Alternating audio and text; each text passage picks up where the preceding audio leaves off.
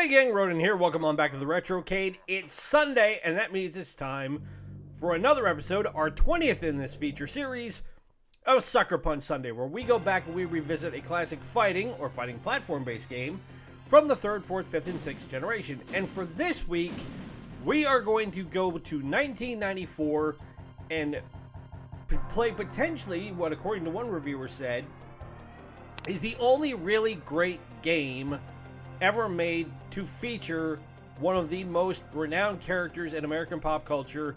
We're playing the death and return of Superman. Now, this game actually has a considerable amount of pedigree to it. It was developed by Blizzard Entertainment prior to them coming up with Diablo and all the games that we know them for, good, bad, or otherwise nowadays, and was released by Sunsoft for both the Super Nintendo and the Genesis version in 1994. I am playing the Super Nintendo Entertainment System version on the SNES emulator. And what we're going to do over the course of the next half an hour or so is see how far we can get in this game. Now, this came out about a year after the conclusion of one of the most seminal events in American comic book history, which was the death of Superman. And if you're not old enough to remember this, and that makes me feel even older than I am, the death of Superman was a storyline that came out between 1992 and 1993 by DC Comics, and it did the seemingly impossible, which was they killed Superman. Now, I have been a comic book fan for a really, really long time, and I have been a fan of Superman since I was knee-high to a chunk of kryptonite. My first ever introduction to anything superhero-related was Superman when I was like a 4 or 5-year-old kid, and I even remember there are photos of me that have long since, luckily, vanished into antiquity, of me wearing Superman pajamas. So, the character has a very special impact on my early childhood. However, and I'm going to pause it right here really quick as we see Superman disappear, how this game works is it's really simple. You have a basic attack button. You've got the ability to jump and or fly. If you double tap the jump button, you can do the heat vision laser blast to stun your opponent. It's a quick little burst shot. And then in the upper left-hand corner under his health bar, you'll see 3 little blackish red circles. Those are your special attack, where Superman will jump up in the air and essentially do a power punch down on the ground and incapacitate or take out any enemies that he is encountering at the time. You start out with 4 lives. So this is the jump. And Superman, not being the most physically dexterous character, he's not like Batman. And again, this also ties into our going back and having played The Adventures of Batman and Robin in an earlier Suckerpunch Sunday. But all Superman can do is punch. Now, he can do grab attacks, depending on how you're able to get to your opponent. So I want to jump over this. The key thing in this game is that Superman is not invulnerable. So therefore, by definition, he's not Superman. And that has been the long-standing issue with this character, is how do you take in a video game format, and it's not exclusive to just Superman, as I will get to in a second. See, there's the grab attack.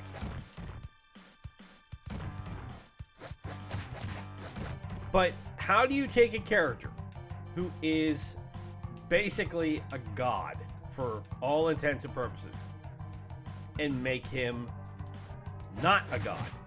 How do you make him mortal? Well, what they did in this game was they took away his invulnerability, and I completely understand why. Because if they hadn't, had they not taken away Superman's ability to be the true Man of Steel and withstand anything that is thrown at him, this game would be an absolute cakewalk. Now, I am curious because this was still the era where you had things like the Game Genie and the Game Shark. If there is anything in here that you would allow you to put in a cheat to make him indestructible. And if so, I would reckon this game could probably be beaten, I would say, probably in an hour or two. I have never played this game, so I don't know how long it ultimately goes. But if you can withstand the ability to take any punishment at all, then, of course, you're just going to be able to blast through everything. The other issue is that Superman is not as strong as Superman is, because with any of these enemies that I'm fighting, it shouldn't take multiple attacks for me to take them out. I should be able to hit them with one punch. See if I can... That's the atomic blast there with his heat vision. And you can charge it. And you can do a little jump flying attack where he'll do a flying punch, but he has no kicks. Because why would Superman need to be able to kick somebody if he just has to hit them with essentially a baby pinky and take them out? And again, falling rocks wouldn't hurt him either. I do like that he can pick up things and throw them.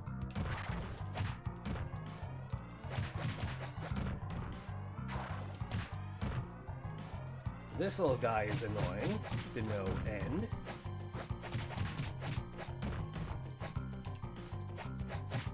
But when DC announced in 1992 that they were going to create the storyline by which Superman was going to die, the impact of it was so massive that over the corresponding year, and it wasn't just an immediate thing, it was an entire storyline that started with the introduction of a character called Doomsday. And to DC's credit, it wasn't just a, oh, here's a new baddie on the block and he's immediately going to walk in and kill Superman. It was a slow burn. In that, at the end of certain Superman comics starting in 1992, there would be a panel or two that had nothing to do with Superman, but you would see like a room somewhere, like a bunker, and all you would see is this hand punching against the wall. And as it continued to do so, it eventually got to a point where that hand broke through and the creature attached to it, being Doomsday, was able to get free. And then it was a long, slow plod for Doomsday to inevitably get to Metropolis, where he would fight Superman. And other superheroes would try and come in and step in and help out, but none of them were Superman, so Doomsday would just walk all over them. And then it came to issue number 75, which I remember it right, came out in late 1992. See if I can do the super attack here really quick. So that's the super attack. And you hit the Y button. And that takes him out, or will execute it. Ow.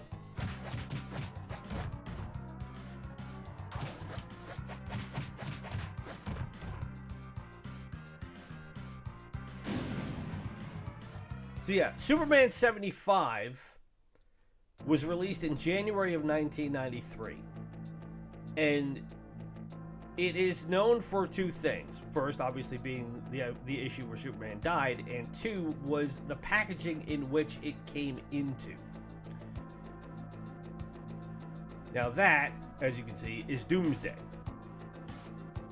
But when the original comic came out, it came out in a black bag with the Superman logo that is streaked with blood, as you saw this one right here. That was how the original comic came out. and it sold in the millions. It was, again, a massive, massive deal. Because in the world of comics and storytelling, there were essentially two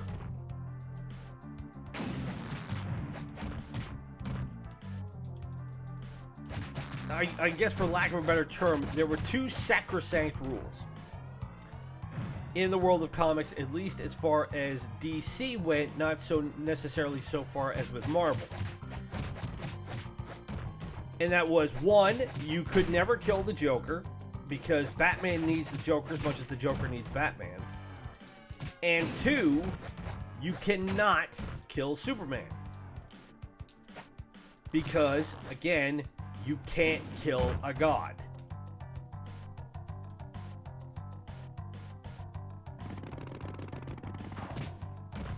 And the whole point why DC did it, as Dan Jurgens, who was the editor at the time, pointed out, was because Superman had gotten to be a fairly stale character. They had run out of story ideas to do. And apparently, every year when they planned out what sort of storylines they would do for Superman over the DC offices, there was always one or two people that said, well, let's kill him this year. Because it had never been done. At least not to this degree. And in 1992, they finally decided, all right, well, then let's do it and see what happens. And it was to try and bring some overall emphasis back to Superman as a character and as a cultural icon. And really, for good, bad, or otherwise, both the character and the comic have never been the same since. Now, when this game came out, let's see, you gotta double tap, whoop. Or no, you have to hold the jump button down to be able to fly.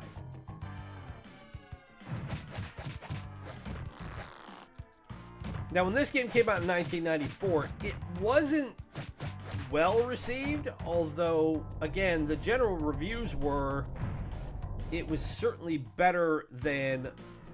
Ooh, now we got Doomsday to fight already.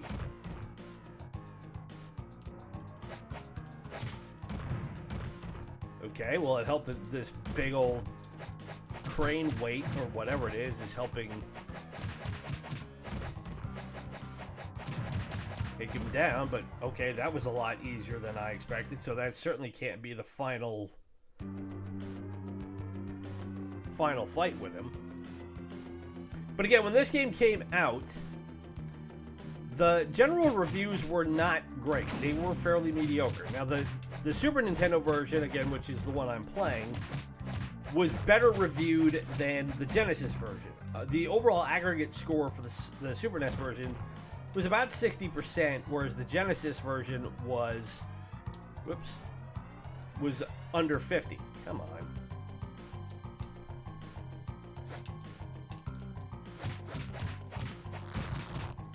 And when IGN did their list of the 100 greatest Super Nintendo games of all time, this did make the list, but it was down at number 81.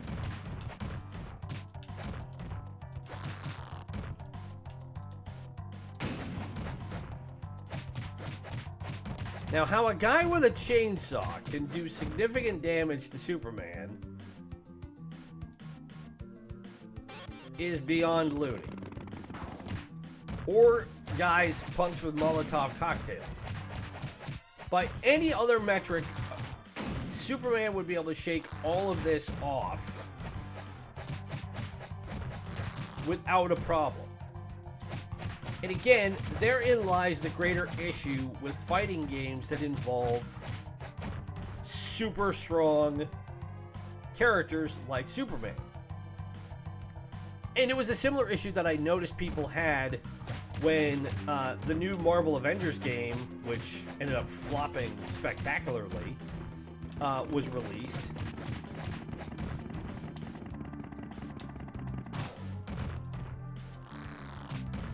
And that is for characters who are so powerful that nothing can stop them, like the Hulk, for example.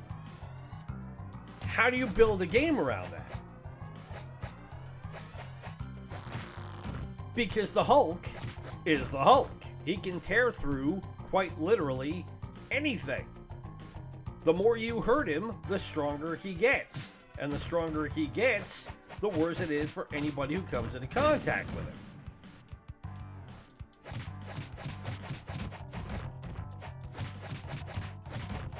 And that has been the one continuous flaw when it comes to creating superhero video games, because you need to have a certain degree of difficulty for the gamer. I grant you that. But I would like to see, just once, somebody come up with the idea for a game where you have a character, be it Superman, the Hulk, whoever, Thor, doesn't really matter. But somebody of that caliber of power, and then just let them do what they do and be who they are. And then build the dynamics of the game around that. Because in theory, all of these punks that I'm running into, Superman would have gone through them in an instant. Now, I do wonder if this... Well, okay, well, it doesn't matter, because we're going to have to continue it again. Now, am I going to have to go through this level all over again? I am. Well, that's frustrating. I finally get to Doomsday, and then... now I got to start all over again.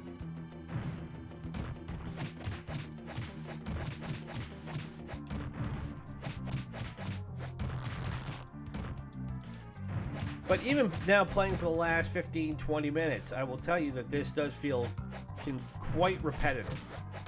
And like most fighting games, in order to scale back on costs and what have you, you know, they replicated sprites and certain characters.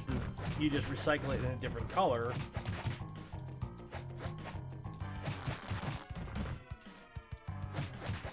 That way you're, in theory, going to be able to add a little bit more variety to the game, but only just.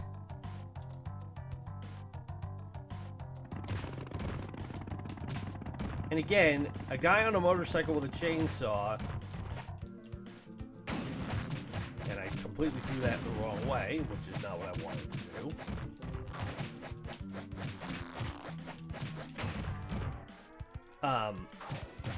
If that guy ran into a full-powered Superman, he would go flying across the screen or blow up with the motorcycle.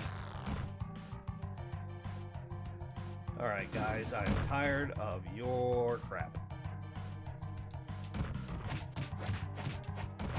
But, I mean, there doesn't seem to be anything particularly supernatural or superhuman about these punks that I'm running into. They're just guys with common implements and weaponry.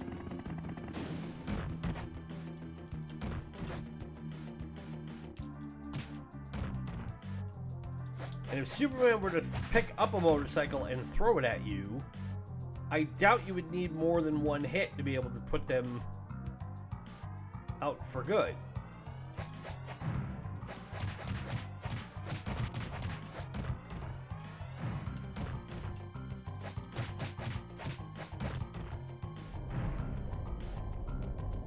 Now, when Next Generation did the review of the Genesis version of the game, they were not kind to it either. The actual quote, and they're giving it a review, which was only 2 out of 5 stars, they said, if you, quote, if you must catch a glimpse of your favorite superhero, buy the comic book, not the game.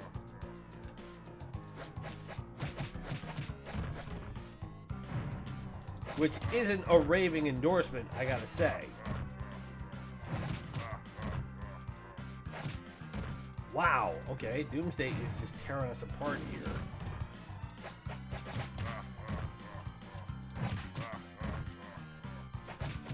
We may not get to...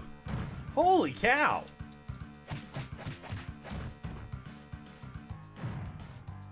Now we're down to one final guy.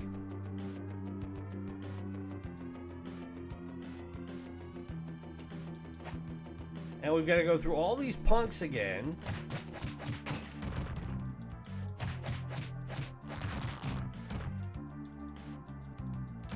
To get back to Doomsday.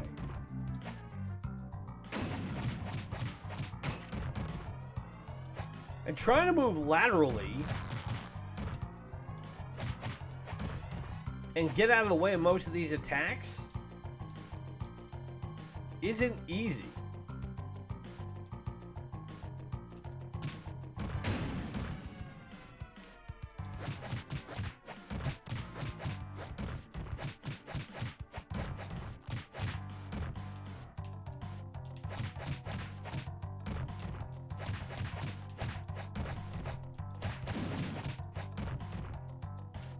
I mean, I appreciate the fact that the Molotovs can...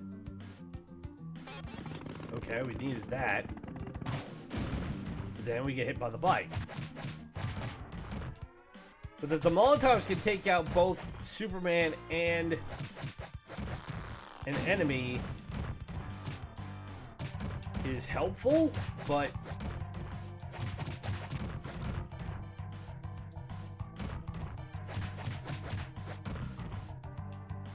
At the same time, I mean, it only goes so far.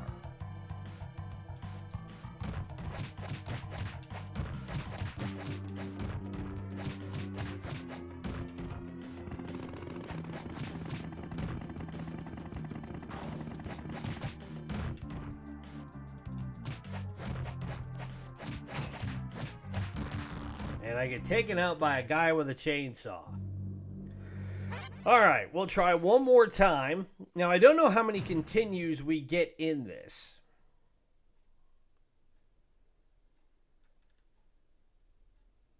But we'll have to see. Now, we've got about 8 minutes to go.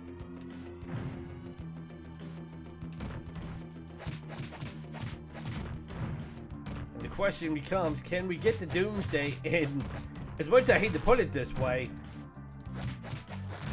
can we get to the point where Superman's going to die? Because you don't make a game called The Death and Return of Superman if you don't kill Superman. So we gotta get to a point where we face off with Doomsday, and then we have to lose that fight.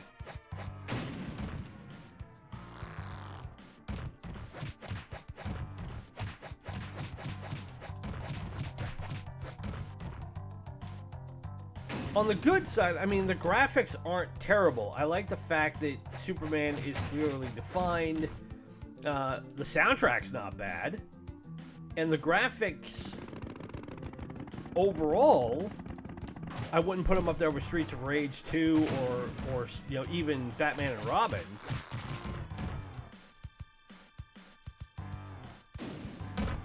But they're not awful.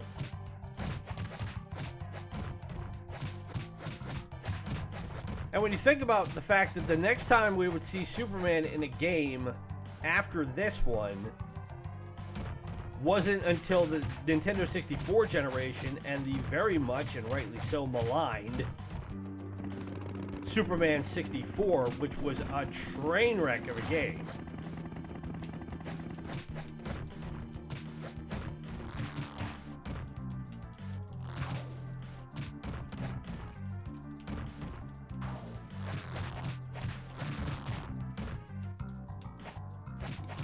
You know,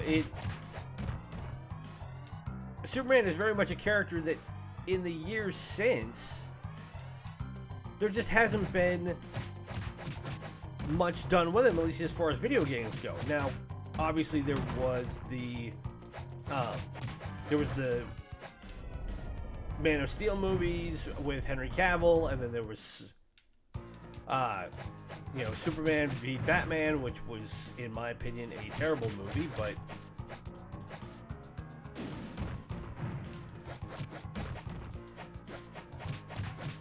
you know, it's... I am waiting to see if it is actually possible And now that James Gunn has taken over as the head of the DC universe to do a Superman story right.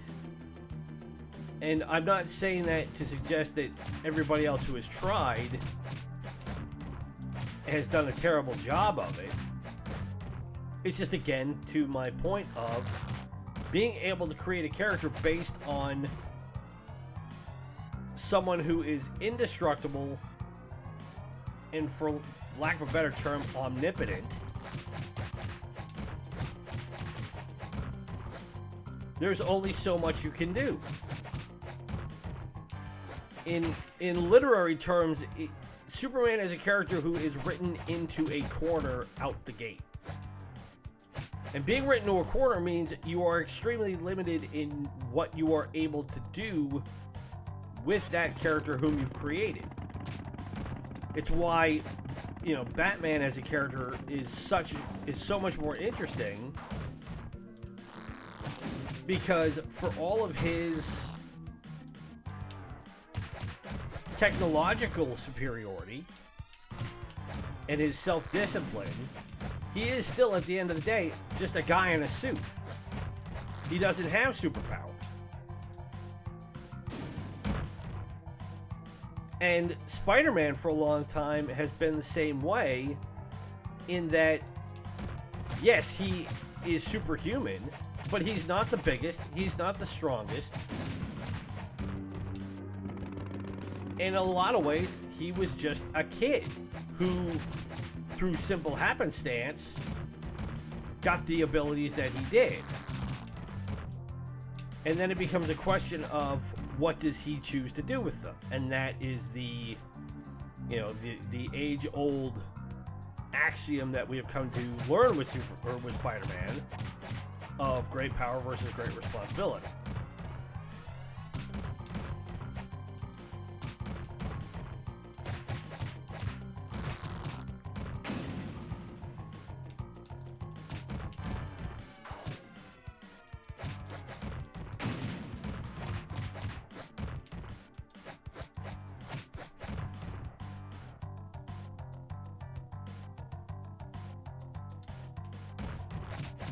So let's see here. We're almost back to Doomsday, and now the question will be, is this the fight where we are set up to fail, or...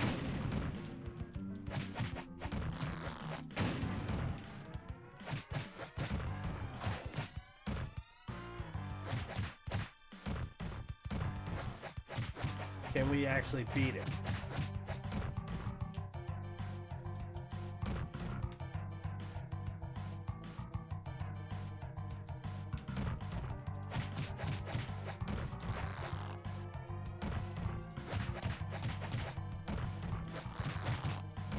Really?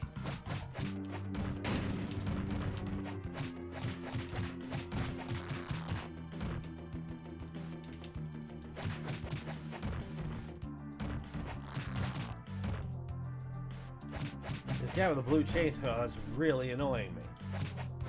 There, now we should be able to get to Doomsday.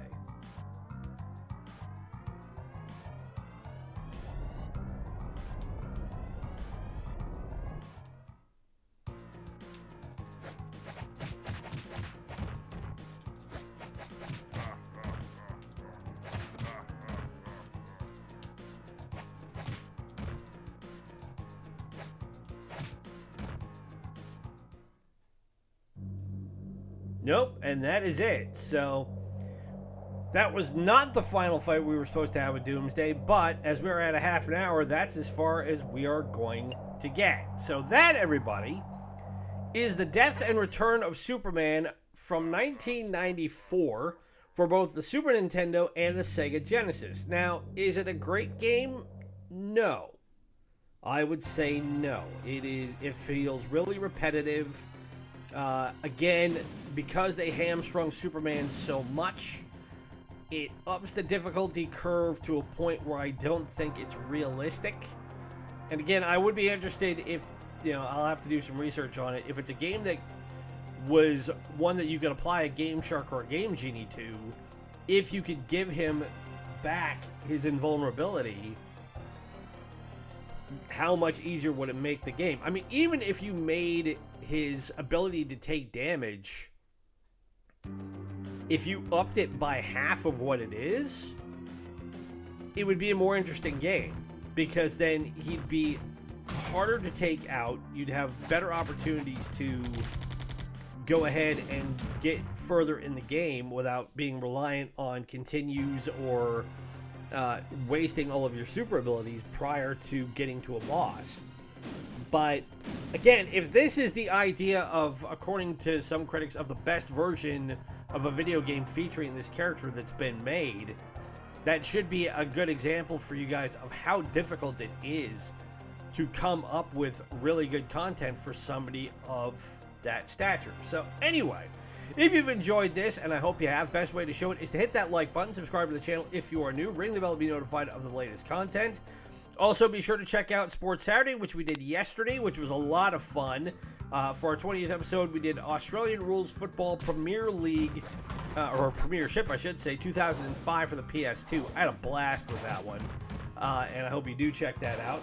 You can also follow us on Instagram at Ronin's Retrocade and spread the word so we can get to our goal of 100 subscribers as soon as we can. That way we can unlock the YouTube customization algorithm and make this channel bigger and better. And massive thank you to everybody who in the last couple of days I've seen the upticks go in our subscription base, and that is really, really encouraging for me as far as being able to create content and knowing that the community I'm trying to build here has the capability of getting bigger as I go. So also tomorrow we will have our final episode of our revisitation and our playthrough of the 1986 Nintendo Entertainment System classic, The Legend of Zelda. We are at Death Mountain. We've just got to get through it and take out Ganon, and then we will have that one all buttoned up, and then it'll just be a matter of figuring out which game I want to play next. And on that front, if there is a game you would like to see us feature from the Nintendo Entertainment System, the Super Nintendo, the Sega Master System, Sega Genesis or Mega Drive, SNK neo-geo, Nintendo 64, PlayStation 1, or PlayStation 2, leave it in the comments below or drop me a line on Instagram, and it can be any game you guys want. As always, my name is Ronin. It has been great to spend this Sunday with you. Be safe, be well, happy gaming, and we'll see you tomorrow to put a bow on The Legend of Zelda. Bye!